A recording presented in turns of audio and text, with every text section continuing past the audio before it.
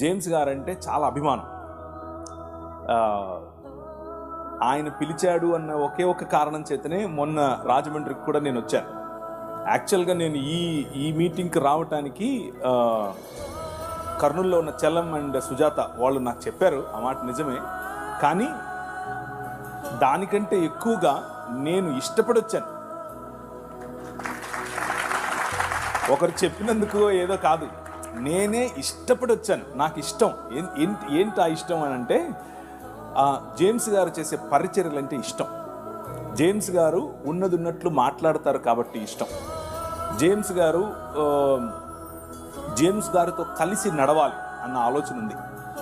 కలిసి నడిచే క్రమంలో కొన్ని విషయాలు నేను నేర్చుకోవాలి, కొన్ని విషయాలు ఆయన నేర్చుకుంటాడు.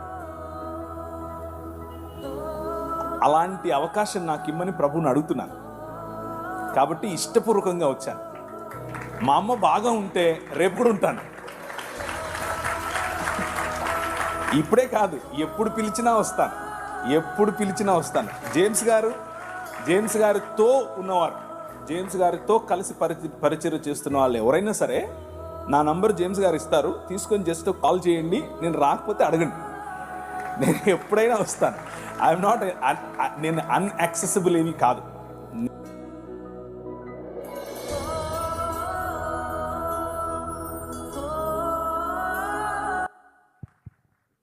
నిజానికి అన్నను మనం మిస్ అయిపోయాం. అటు సఫీని కానీ,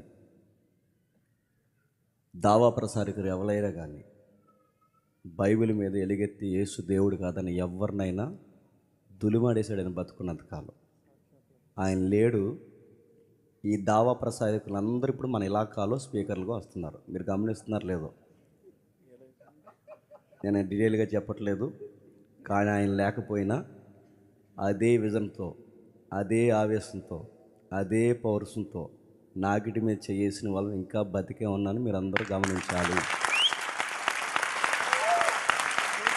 ఆ ఒక్క ఫీల్తో, ఆ ఒక్క ఆలోచనతో మనం బతుకుండగా సంఘానికి ఏమైనా జరిగినా, కలుషితమైన ఏదైనా ఇందులోకి వస్తుందని చూసినా మనమైతే చూస్తూ ఊరుకోము. అలాంటి భావజాలం మనలో ఇంకా బ్రతికే ఉంది. అది ఎంత ఎత్తుకైనా మనం పోరాటం చేస్తాం.